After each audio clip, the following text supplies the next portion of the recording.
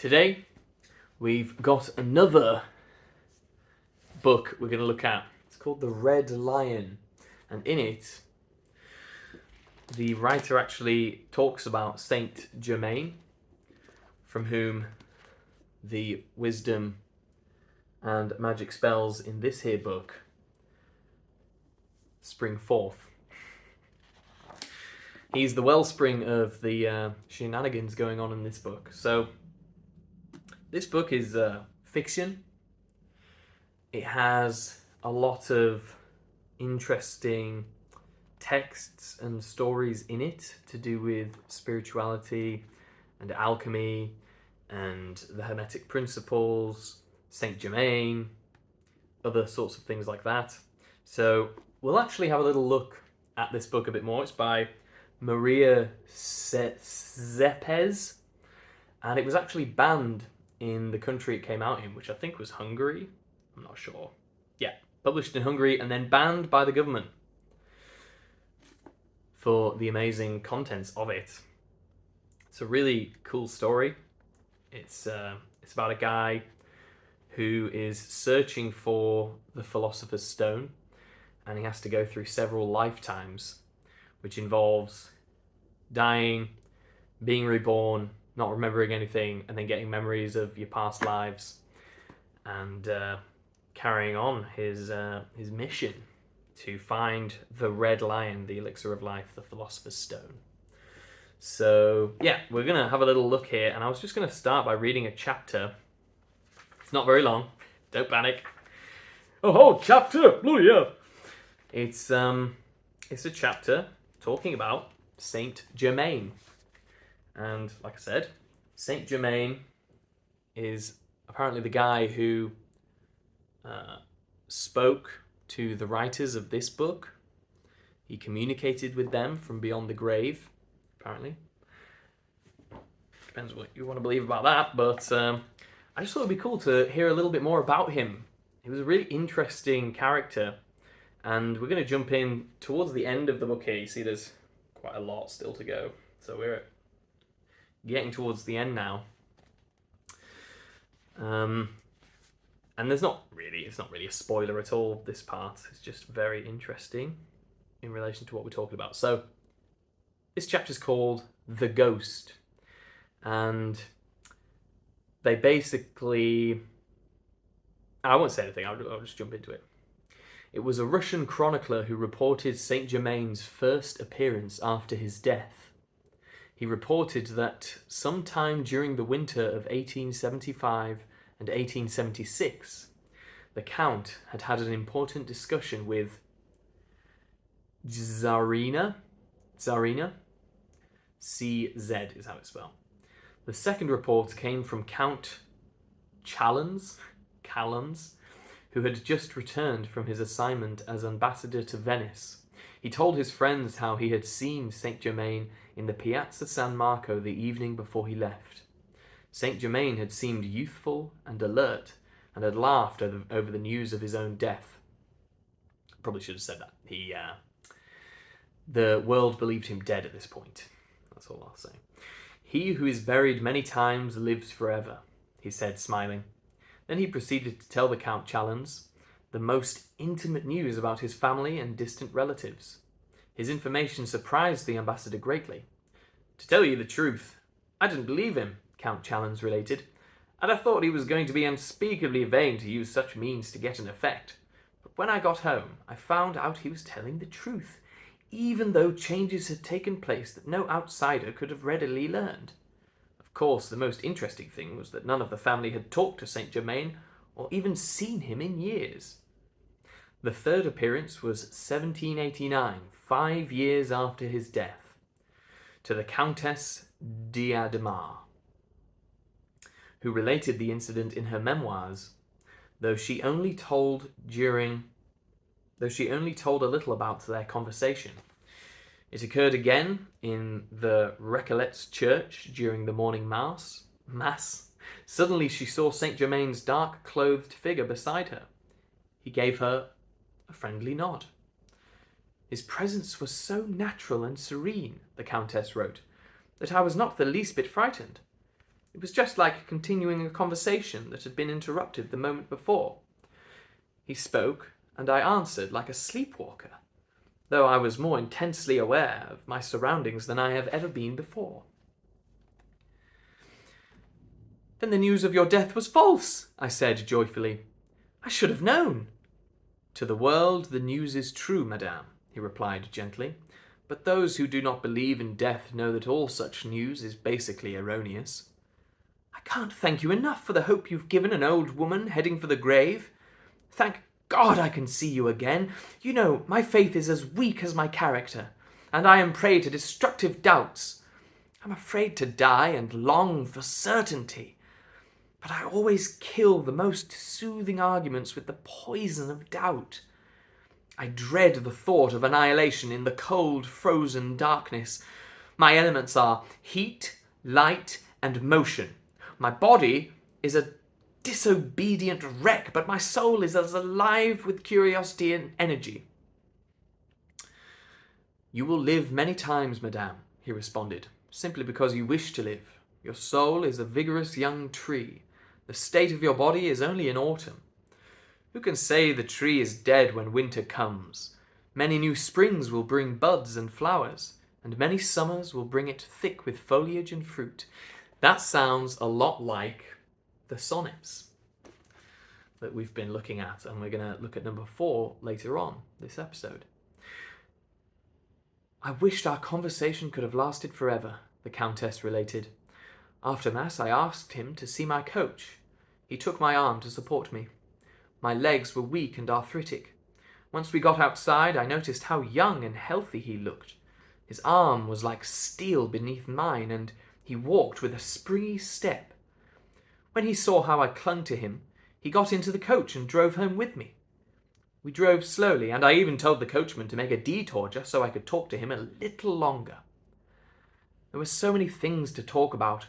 I told him how all his predictions about the Queen were proving horribly true. Mary Antoinette stands alone with an icy cordon of enemies, even though she has matured a great deal since the birth of her 4th child. I told him that she could really be a good mother and queen if time would only allow it. She sees her danger and is trying desperately to make amends, but no one will believe her. Then we discussed other matters, strange things that exalted me and strengthened my faith. But I promised Saint Germain I would write nothing of these. It was with a regretful but renewed soul that I bade farewell to this brilliant man, whom all believed dead. To me, everyone else was dead and lifeless in comparison." Saint Germain appeared again to the Princess de Lamballe as she was being torn to pieces.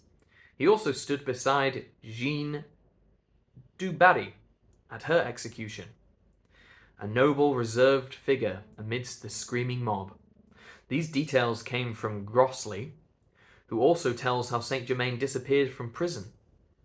"During the Terror," he wrote, "the police arrested a foreigner, who was always present at the executions and showed a marked sympathy for the victims. Saint Germain, for it was he, went with them without resistance. He found a great many friends and acquaintances among the captive nobles and strengthened them by his calm and tranquillity." "When he was speaking," Grosley related, "the horror of death vanished from their faces like snow under spring sun. His name was on the list to be executed, and even lined up with the others, but he was not there when they got on the tumbril. The guards didn't notice his disappearance until they were making their tallies at the end of the day, when they all ran around shouting, 'But the whole day he had stood by the guillotine,' the chronicler added, a tall, calm figure amidst the raging mob. His face was the last thing seen by the condemned, and his smile lingered on theirs, a smile of serenity on bloody, severed heads." That's a little bit about Saint Germain. And I just want to repeat one tiny bit. When he was speaking, Grosley related, it might be Grosley, or I'm not sure, "The horror of death vanished from their faces like snow under the spring sun." And in the I Am Discourses, when it talks about the what did it say here? Dedication. There's a dedication at the start of the book, which I didn't read before, but let me just read it now. This series of books is dedicated in deepest eternal love and gratitude to our beloved ascended masters, Saint Germain, Jesus, Nada, the Great Divine Director, the Great White Brotherhood, the Great Brotherhood of the Royal Teton, the Brotherhood at Mount Shasta, the Great Ones from Venus, and those other ascended masters whose loving help has been direct and without limit. I don't know any of them except Saint Germain and Jesus, but all the others I'm not familiar with. But people would talk about Jesus and other people like Jesus, as like to Jesus as people can be, as when you're around them, they just take away. This is the thing about being around an ascended master, I guess, is that their presence alone, like Jesus, he would heal the sick, or great problems. Once you're in the presence of that person, they're not problems anymore. They just vanish, or they get fixed, or they just cease to be a problem anymore in the mind of the person who's experiencing being around that ascended master. And he appears a few times in this book, and it's really interesting when you're reading it and they start talking about Saint Germain or some sort of interaction, you're just waiting for him to speak, waiting for him to do something, say something, because his effect on the people around him is so profound. And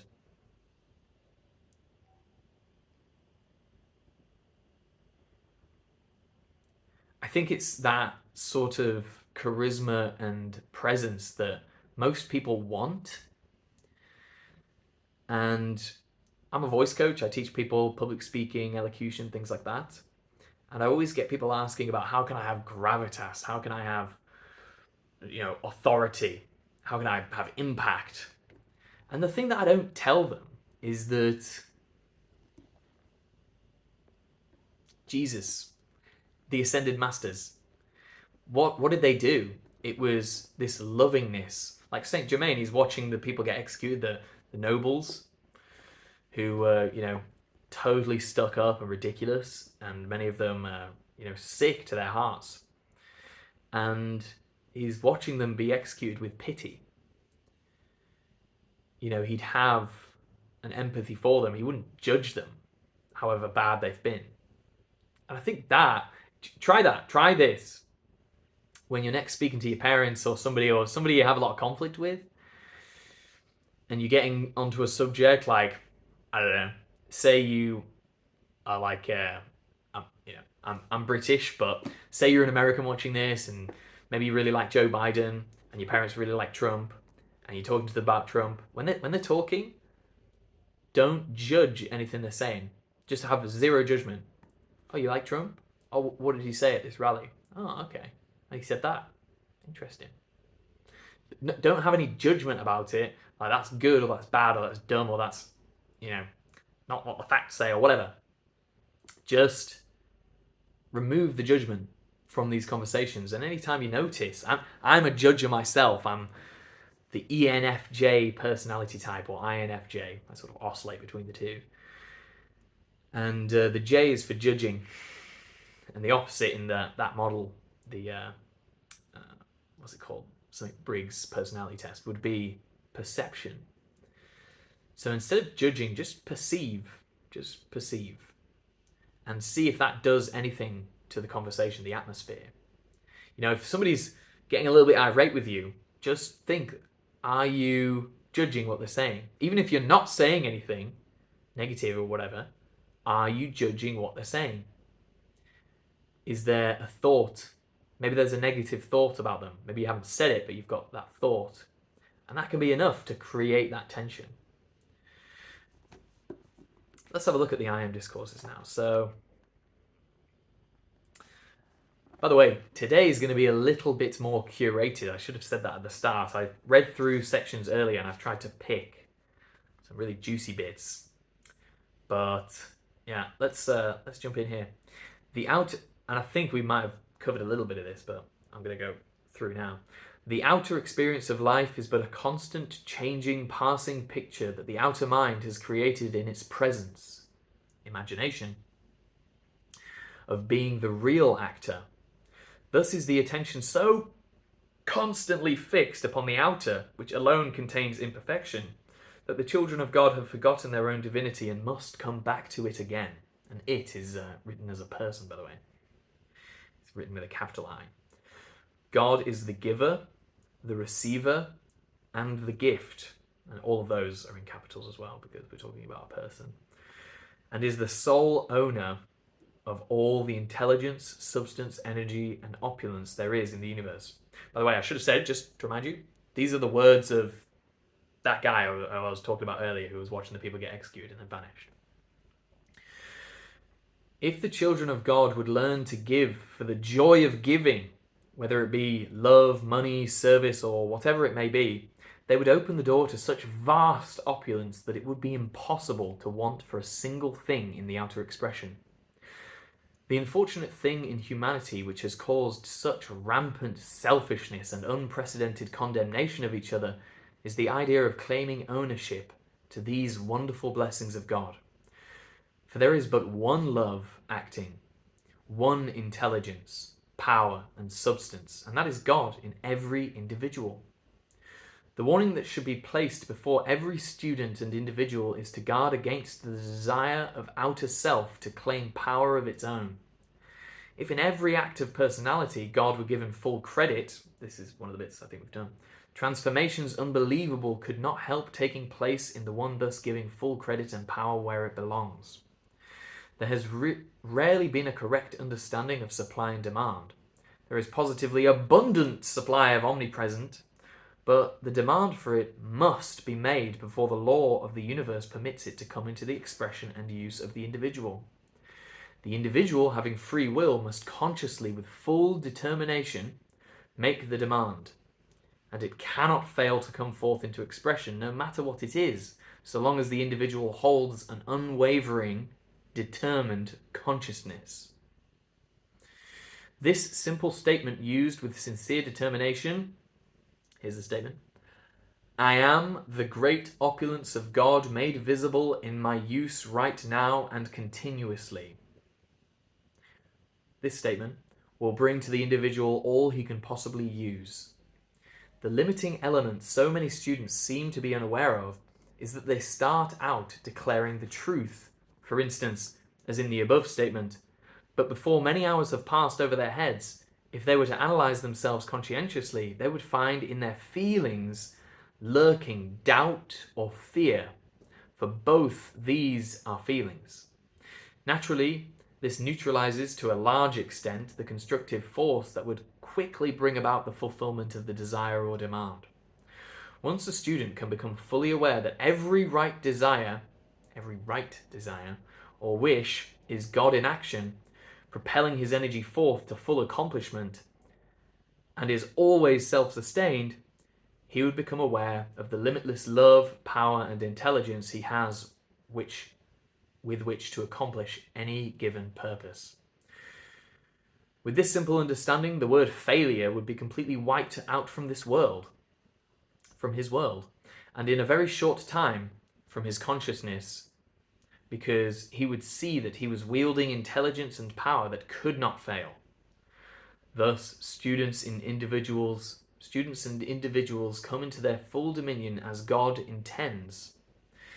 It was never intended by the great, all-wise, all-loving Father that any of his children should want for a single thing.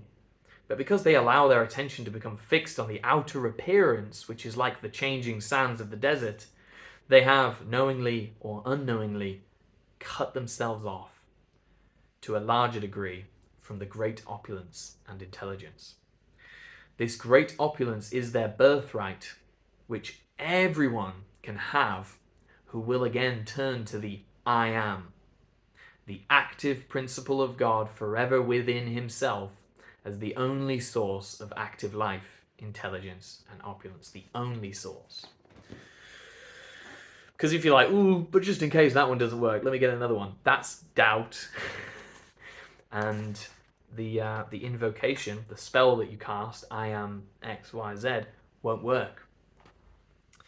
So, in Harry Potter, when I didn't know this, maybe you know this, but I didn't know this until not so long ago. When Snape kills Dumbledore, Harry, his first memory is a green light, a brilliant green light. And when people say Avada Kedavra and they do the killing curse, there's a big flash of bright green light.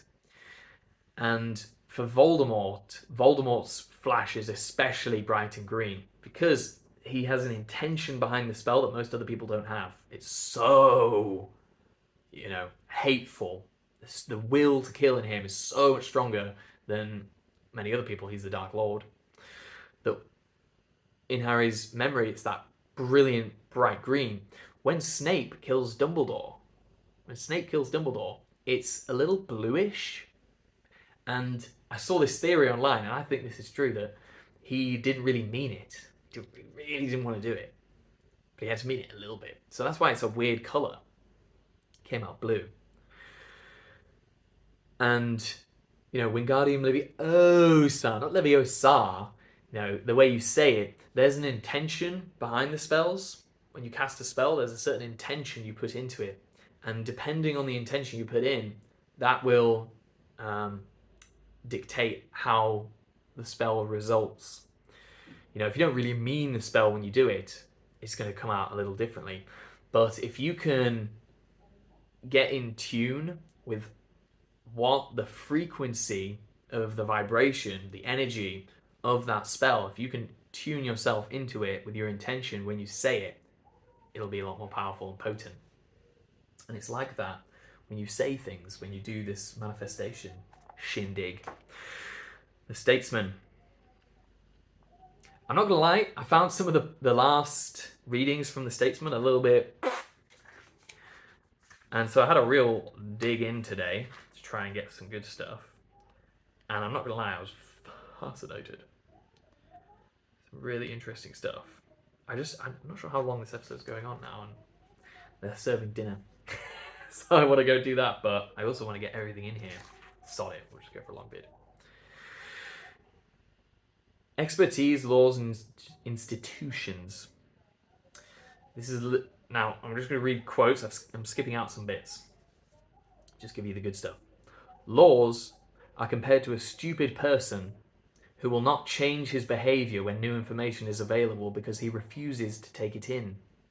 Attaching importance to laws is like making a fetish of the rule book in areas where rule following is self-defeating.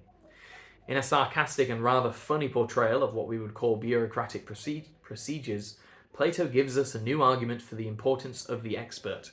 He achieves the goal better than the rule following tied up in red tape, The weakness of the analogy is, of course, that it appeals to our responses in the case of uncontroversial skills to establish something about an expertise whose results would be highly revisionary. As in the Republic, Plato makes the ruler out to be a kind of doctor. You may not like his remedies, but you know that they are there for your own good. And the problem in the analogy remains the same. It is easier for the doctor and the patient to argue on what it takes for the patient to be healthy than for the ruler and ruled to agree on what measures the ruled should be subjected to. The doctor and patient agree, and the ruler and ruled also agree, not argue. But two rather... so that was a point, end of quote. Next quote. In the laws, the analogy of the doctor appears yet again, and this time the point about constraint is explicitly recognized. It is only doctors to slaves who can impose their remedies. A free person is entitled to demand the doctor explain the need for the remedy and persuade the patient to submit to it. In the laws, Plato has taken the point that citizens are not relevantly like slaves to their rulers, however expert and expertise, however superior to the rulebook, is no longer taken to justify constraint. The other point is that the statesman argument for the superiority of expertise to law brings with it its own correction. The rule book is not as good as the doctor's own personal judgment, but it is a lot better than nothing, or guesswork, or, worst of all, obedience to a charlatan. Laws are a second best to the ideal expert, but if you lose interest in the ideal expert as a solution, laws do not look as irrelevant as the Republic made them out to be. The less interesting the prospect of an ideal ruler, the more pressing it becomes to turn one's attention to averting anarchy and tyranny. And reading this guy, I mean, we're still in the introduction, but reading this guy talking about it, I kind of get the sense he's a little bit more of the, the more sort of, if it was just really overgeneralized, the liberal sort of point of view. You know, he's not really keen on the idea of having just one absolute Chad expertise ruler. That's what we're talking about, expertise. A guy who knows what's up being in charge, right? That's what we want. And then we could just give him all the power and he'd just fix everything. It would be great. But, as he goes on to say, that exposes us to more risk of, well, yeah, that would be good. You know, yeah. The effect would be better because then you'd have like some really cool guy in charge running everything just perfectly. Great. And he has absolute power. Nice. But what if a tyrant gets in, or a weak person, or an evil person, or somebody just wanting their own selfish gains? What if they get in? Then we're pretty stuffed, aren't we? So it's like the more power you give to the individual, the better it can be, but also the worse it can be. And then the more power you take away from them, the more ineffectual a really good ruler would be, but also the less we're exposed to the risk of an absolute tyrant taking over. Which is an interesting idea, and it's an interesting sort of contest between the two eventualities that could occur. It's about risk and reward, isn't it? The most striking example of this is that of democracy, where in the Republic, Plato is pushed by the analogy of soul and state to say very peculiar things. I thought that was interesting that he said that. I really want to know what those peculiar things are, and I'm kind of wondering if they would be peculiar or if they'd make total sense. The democratic state has to be one in which every member counts for as much as every other, and no elitist differentiations are allowed. Plato follows this idea through in extreme ways. Women are equal to men, pupils to teachers, etc., which bear no relation to any democratic state that he can have known about, certainly not Athens. What about Atlantis? Yeah, obviously for Plato at the time, I don't know, maybe, if we believe what people say about history these days, that women being equal to men would have been like an extreme point of view. I just thought that was kind of cool that to think about that. Like Plato's just, that would be like a wall in so many people's minds. Women the same, viewing them equal in society for the vote and democracy. But not for him. In The Statesman, by contrast, Plato, unencumbered by the soul-state analogy, classifies states in a sensible and common-sense way. Are the rulers one, few, or many? The rule of the many, in all its forms, is democracy. All the Republic's unreal problems drop away at a stroke, and Plato looks more dispassionately at the advantages and disadvantages of democracy in the real world. Not for nothing was Aristotle deeply influenced by this second passage. Secondly, Plato is freed by his newly sensible approach. See, this is what I mean about this guy who's writing this. Like, he's sensible now. He's being sensible now. Plato was being so unsensible before, but now he's being sensible. That's good. Now he agrees with you. To give a newly sensible evaluation of democracy. That's me doing the judgy thing. I'm doing that judgmental thing. If I didn't judge what he was saying, I would just, listen to the thoughts he has to say, and it's good thoughts, right? Interesting thoughts, and I'm not really sure where he's going to go with it. But just to link back to that judginess, instead of berating it that word berating, he's saying Plato's berating democracy for occupying a low rank in his own system. He actually looks at the way it functions. Actually, the main feature he picks out is that as a system of government, it is weak because it parcels out authority more widely than others do. This, of course, renders it open to the accusations of comic bureaucracy that Plato is ready to make. But there is another side to this.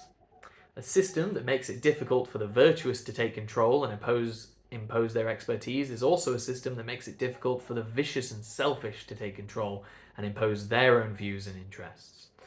Plato, for the first time, realizes that the feature of democracy that makes it most resistant to the rule of true kings in ideal circumstances is actually an advantage in the real world, since it also makes it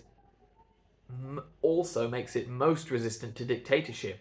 And in the real world, there are more potential dictators than potential true kings. But the true kings are way stronger than the potential dictators in their character. That will be my pushback on that, which he hasn't really said in this bit that I was reading. That's kind of like, then your amygdala will go, oh, but fear. Well, we have to minimize the risk of those dictators unless, like Plato says, and this was actually something he mentioned, just not in so much that I've talked about here, that it would all be to do with the education. So the ideal ruler would be educated in such a way where he has really good values and he's also super smart. And then he's going into competition with people with really bad values who might be super smart, but they got really bad values. And then I would argue that there's a certain order to the universe, and if we could put enough weight behind those people, it would actually be better just to rely on them rising to the top and getting rid of all the tyrants by just beating them. Plato can never bring himself to be really enthusiastic about democracy, not even in the Laws, where his ideal state, can you tell this guy loves democracy? Not that there's anything wrong with it. I'm just saying, like, he's really disdaining Plato. It doesn't seem like there's much room in his mind for what Plato's saying. Not even in the Laws, where his ideal state takes over huge amounts of the Athenian democratic institutions, but in the Statesman, we see him for the first time realizing the advantages of democracy from the viewpoint of a realistic assessment of how political institutions actually function. He keeps using that word actually. I just keep pinging out some of these words because these are the words to me that make it sound like you don't like what Plato has to say. Because he's saying he's berating, he's saying he's actually looking at it, he's looking at the real world and in reality, all of this kind of very left brain sort of perspective. That's me judging again. Thirdly, it must be admitted that Plato's interest in actually functioning political factors is somewhat uneven. In the passage, I'm going to stop. I'm just going to read it as if this is my point of view. In the passage at 291e, we find him cross-dividing the three forms of rule, one, few, many, by three criteria, namely whether the form of rule receives consent or not, whether it is by the rich or poor, and whether laws are respected or not. I thought that was interesting. However, in the later passage which refers back to this, only the third of these criteria is mentioned. Plato, on the verge of asking a number of significant questions, is sidetracked by concern with expert knowledge and its relation to law, and loses interest. We find Aristotle in passages of the Politics. In case you have Politics, it's 1279a22 to 1280a6. And a couple of others, which seems to be a reference to the Statesman passage, taking up and consciously improving on Plato's analysis here. So that's cool, isn't it? Plato, at some point, got really close to an interesting thing, and then started, talking about some other stuff. And then Aristotle later on was like, oh, but what about that? And he started talking about that. That's cool. Finally, Plato's main interest in this passage, think about that.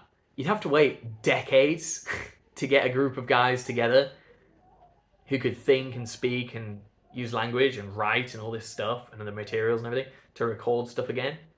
So it's like you have a conversation that goes into the public domain that influences all this crazy stuff. But if you just leave off just a little bit, and it's like, who knows how many years it's going to be till somebody starts talking about that again. Whereas today, you can just be like, let me get my camera phone out and just... So yeah, as that guy was saying, I just wanted to pick up on that. And now you can just instantly talk and record. Finally, Plato's main interest in this passage is the one which emerges at the end, namely the importance of laws and institutions. In an imperfect world, and few have thought the actual world, more imperfect than Plato, it is better to stick rigidly to one's laws than to allow tinkering. In the Republic, this kind of tinkering was ridiculed because it falls so far short of the comprehensive rational ideal. In the Statesman, the reason is more down to earth. The tinkering is likely to be in partisan and selfish interests, whereas established laws are more likely to express collective wisdom. Which does make sense. Nice. Cool. I think that's my meditation for today, is to be non-judgmental. But where's the fun in that? Sonnet 4.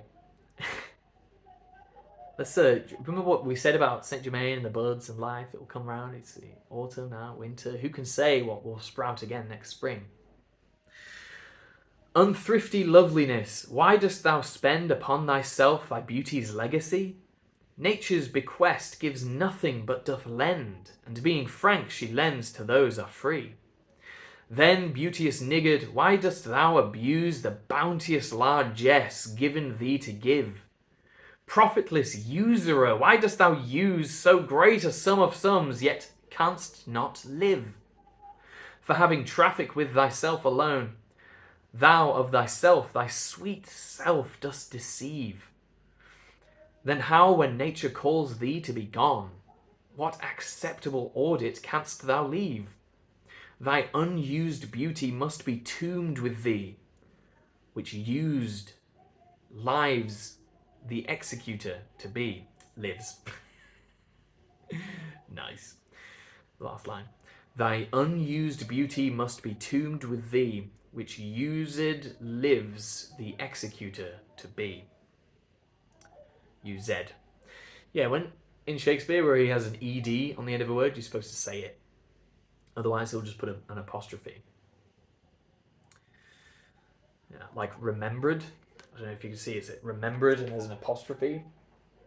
Whereas for UZ is ED, and it's to do with the rhythm. Which used lives the executor to be. And he's got the executor.